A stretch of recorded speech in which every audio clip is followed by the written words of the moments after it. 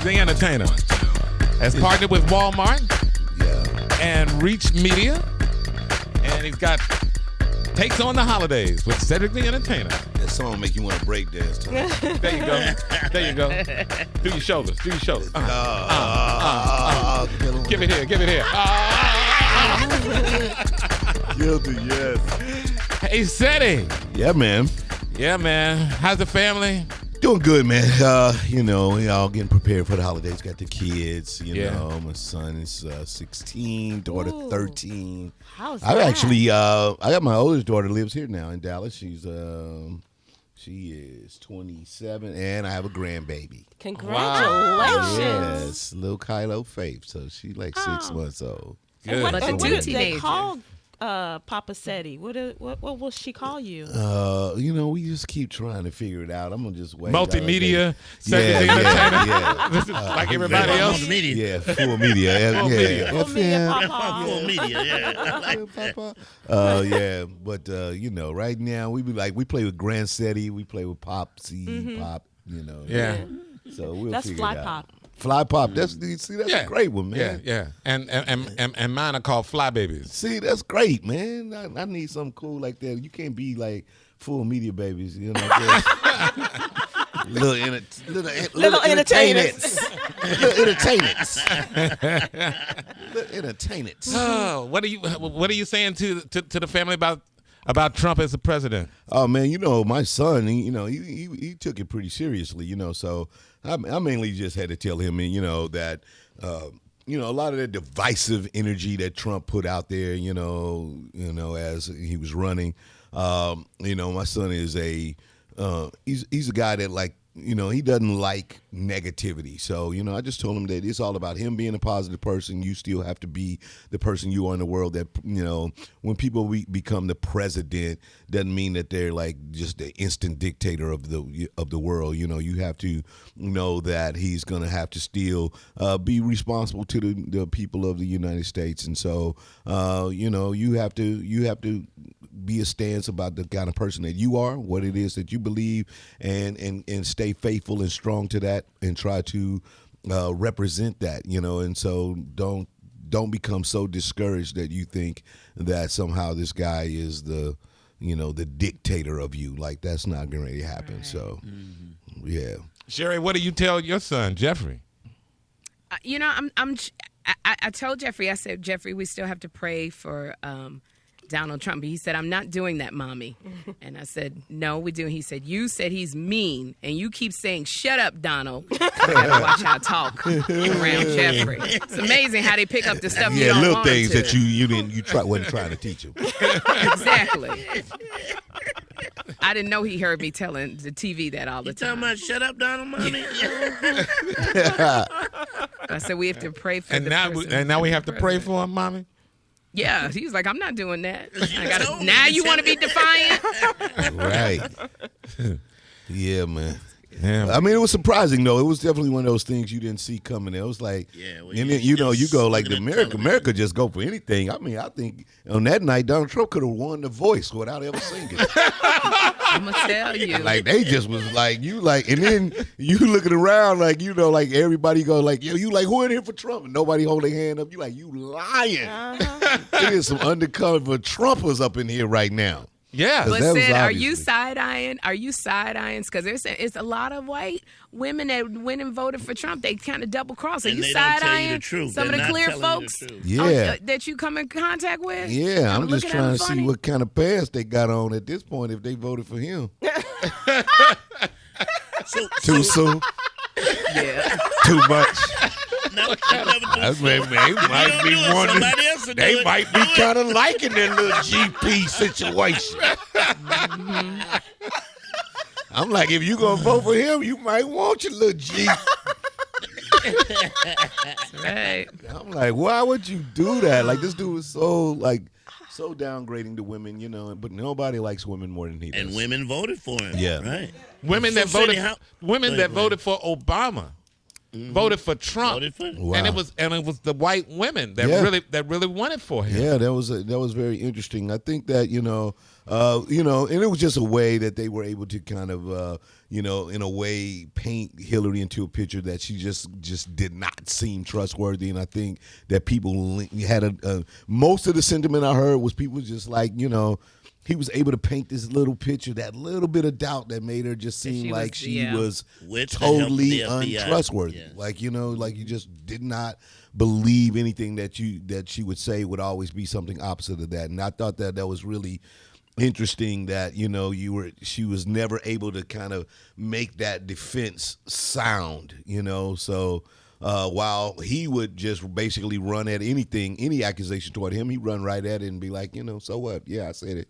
I said locker room, locker room talk. Yeah, that's what I did. I'm sorry. But she My would go like, and so that little bit of doubt for people. I think it just allowed people to to be swayed at some point in time. Because I don't know how you could listen to him or anything he said. He never really said anything that he was going to do for real. No policy. I'm just going to build a wall. It's going to be the beautiful best wall in the world. And they're going to pay for it. They're going to pay. Believe me. I'm going to fix the economy, and it's going to be the biggest. We're going to have the most money. We're going to get tired of winning. Just like that. We're going to win. Right? Yeah, come on. Everything's going to be bigly. And it's going to be huge. That little it's going to be thing. huge. Hey, everything's going to be huge. We're going to be huge. It's going to be beautiful. It's going to be the best country ever. And we're going to be back. That. Believe me, That's trust all me. they needed. Yeah. Like, African American. You got nothing to and lose. now look at my African American over there. Look at him. Yeah. That's it. I was like, really?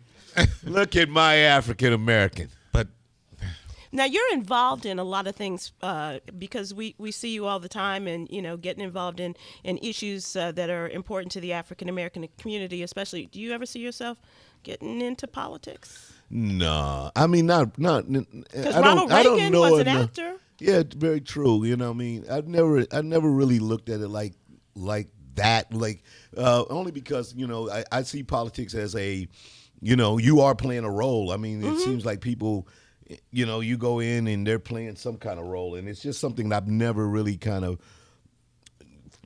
felt like. I like the freedom of being able to be free, like to be able to just say stuff and then I can move on, right? Or I can stay with it, but I become a part I don't of it, necessarily you can't have to make pick people a go on. side. When you're in office, you do have to play the political game, and and I guess people can get things done, but it's not something that I've ever seen myself doing. And you couldn't just walk into a Walmart at any time and pick up some stuff for your mama and then walk on out again. Well, I mean, you know what I'm saying? I mean, probably Arnold Schwarzenegger could right now. He just go right up and walk. He go in there with his little baby that didn't nobody know he had, a little strong. Where do you keep the wet wipes? Yeah, Daddy. Hey, don't say that out loud. Keep that down. Hey, boy, keep that down. Keep that down. Keep that down. As a comedian, do you find that, because I know like Amy Schumer is going through a lot of stuff, where she's always constantly have to come back and apologize for things that she says. Do you have to go through that because typically we're able to say things. We're the person that gets to say the emperor is wearing no clothes. Right. But do you find a backlash? I think Sid and him have a different audience from what Amy Schumer has. They want to hear, They want to hear what Cedric has to say. Yeah, exactly. I think not as much. Usually, the biggest backlash I had to deal with from a comedian was, of course, from the barbershop when I made jokes toward Martin Luther King and Rosa Parks. Those things, it was a big backlash for those kind of situations. But kind of to Jay's point, like usually our audience they want us to go there. We don't necessarily have to have that kind of political correctness. However, you do know that people are way more sensitive now, and because people have a voice, they can jump on them. They can jump on Instagram, and they can be very offended about the littlest things that you say, man. Like you have a joke that's just like kind of got a funny little line to it, and it just turns into a whole thing. I mean, I used to do a joke I would about. think the biggest problem you have, Seti, is when you're on tour with all the guys is that, man, save me some Trump jokes. Don't eat them all. Oh, right. And I go last. I can't even do Trump jokes by the time. They do it all. By the time I get on stage, I'm like, yeah, Trump, boy, that's crazy. So what else is going on? Like, I better not do a Trump joke. Everybody like, come on, dog, with the Trump joke. Come on, man. Y'all hit up all the Trump Yeah, jokes, like, come on, man. Like, come on, guys, man. Come on, save me one Trump joke. Your tour, it's George Lopez, Charlie it's Murphy. killing, man. I'm missing one. D.L. Hughley and you guys have Eddie been on Griffin, tour together. yeah. And About Eddie Griffin. a year, 2 years now, It's almost 2 years. Years. It has really taken off. Right. How you guys get along? Because, women sometimes the tour be ending after 3 months. Yeah, Oh, compared yeah. to the Kings of Comedy. Tell us about that one. And he gave you the laugh. How about you those wrong for Jets? that one. You wrong for that one, Jay. See, I can only say that because I was there. Yeah, exactly. Now, actually, I mean, that's a good thing about being veteran comedians, too, though. Like, all of us have been around. We know Right. that this is a unique opportunity, to be out and be able to do arenas all together and to be performing together because, we all individually can go and, go to a city. But then you there, you by yourself, you do your show, you go back to your room. Now it's all of us, and we all friends. We get to hang out, have cigars, talk, laugh, and we having a good time with it, man. So it's great. All right. Cedric the Entertainer. Yeah. Full media. Full media. Yes, yes. Full media, yeah. I was massive. I'm about to get my, I was telling everyone, I'm getting my accent just in case Donald Trump trips. I'm going Yeah, to go England. back to that. Everybody's going to confuse me for Idris Elba. Fine. Massive. That's my favorite English phrase. Massive. All right, Cedric.